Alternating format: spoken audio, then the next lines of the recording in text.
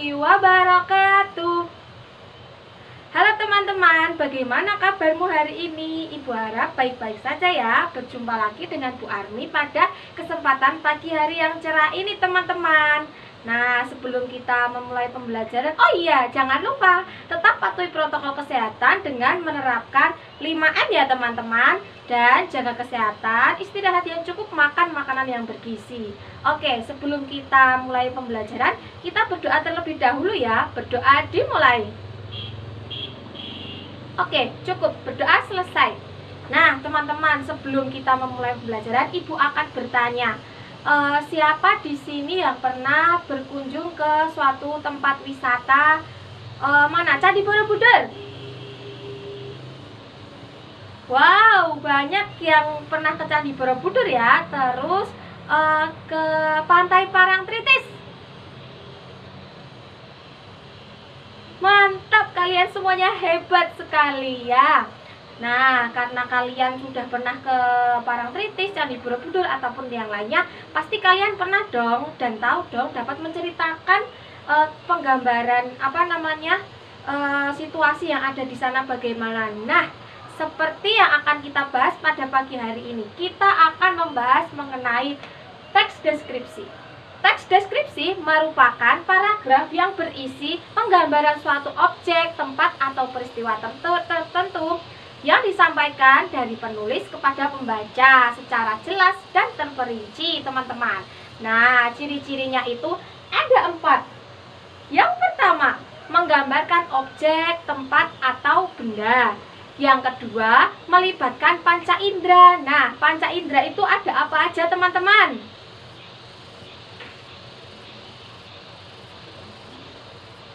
Betul, kalian pintar sekali. Ada penglihatan, pendengaran, penciuman, perabaan, dan juga pengecapan.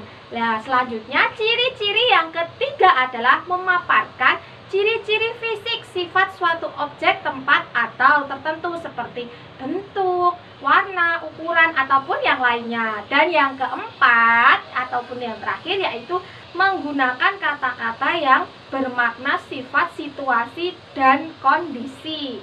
Nah, yang berikutnya yang kita bahas apa? Nah, jenis-jenis teks deskripsi. Ada 3 teman-teman. Yang pertama, teks deskripsi spasial. Teks deskripsi spasial itu menggambarkan objek khusus seperti tempat atau objek tertentu. Nah, seperti Candi Borobudur, seperti itu. Nanti penulis akan menuliskan teks deskripsi mengenai Candi Borobudur. Yang kedua yaitu teks deskripsi subjektif. Teks deskripsi subjektif itu menggambarkan situasi berdasarkan kesan si penulis. Nah, yang ketiga yaitu teks deskripsi objektif. Teks deskripsi objektif itu menggambarkan sesuatu sesuai dengan apa yang terjadi atau fakta yang terjadi di lapangan. Nah, berikutnya yaitu struktur kaidah kebahasaan teks deskripsi. Nah, struktur dalam teks deskripsi itu ada 3 teman-teman. Yang pertama yaitu identifikasi. Identifikasi merupakan awalan dari teks deskripsi yang menjelaskan tentang gambaran umum objek yang ingin disampaikan. Nah, yang kedua yaitu deskripsi bagian. Deskripsi bagian menggambarkan tentang penjelasan objek secara terperinci berdasarkan tanggapan atau pendapat dari si penulis. Nah, deskripsi bagian ini menjadikan 4 bagian. Yang pertama, ruang. Yang kedua, bagian-bagian objek. Yang ketiga, proses. Dan yang keempat adalah pemfokusan. Ruang itu seperti misalnya gedung sekolah, perpustakaan, terus masjid, seperti itu. Nah, kalau bagian-bagian objek itu seperti misalnya mobil. Mobil itu memiliki apa aja? Oh, ada setirnya. Oh, ada spionnya. Oh, ada ada tempat duduknya, seperti itu. Dan yang ketiga adalah proses. Proses merupakan proses cerita atau proses terjadinya cerita dari awal hingga selesai. Nah, penulis menggambarkan gambaran tersebut, menceritakan secara mendetail teman-teman. Dan yang keempat, pemfokusan. Pemfokusan merupakan bagian objek yang disukai oleh penulis. Nah, yang ketiga adalah simpulan. Siapa yang tahu simpulan itu apa? Betul, simpulan adalah amanat atau pesan yang ingin disampaikan dari penulis kepada pembaca. Nah, berikutnya adalah yang kita bahas, yaitu kaidah kebahasaan teks deskripsi. Kaidah kebahasaan teks deskripsi juga ada 4, teman-teman. Yang pertama, menggunakan majas untuk melukiskan kata-kata konkret. Nah, biasanya. Yang kedua, menggunakan kalimat dalam bentuk rincian. Kalimat itu berbentuk rincian, teman-teman, terperinci secara jelas.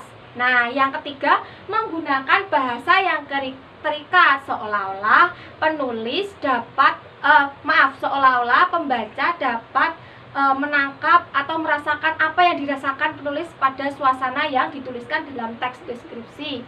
Dan yang keempat adalah menggunakan kata ganti orang seperti dia, mereka, kami, seperti itu. Nah, berikut adalah contoh teks deskripsi.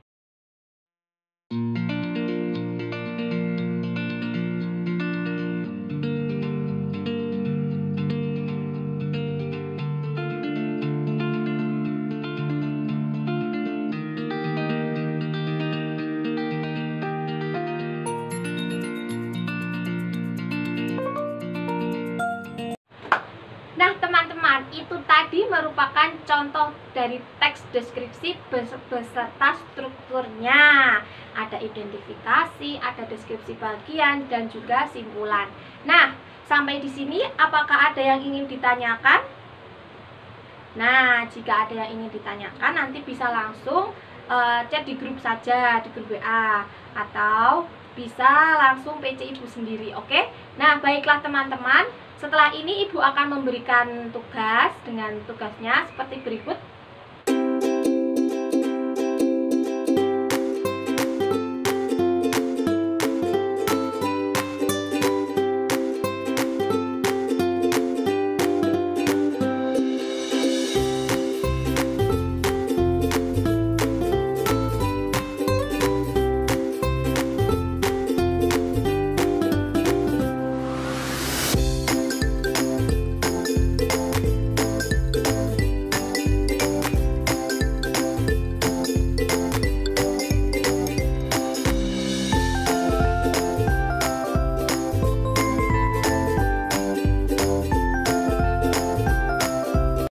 Nanti Ibu beri waktu selama 3 hari, tugas itu dikerjakan dengan sebaik-baiknya. Nanti setelah dikerjakan dikirimkan ke email Ibu ya teman-teman.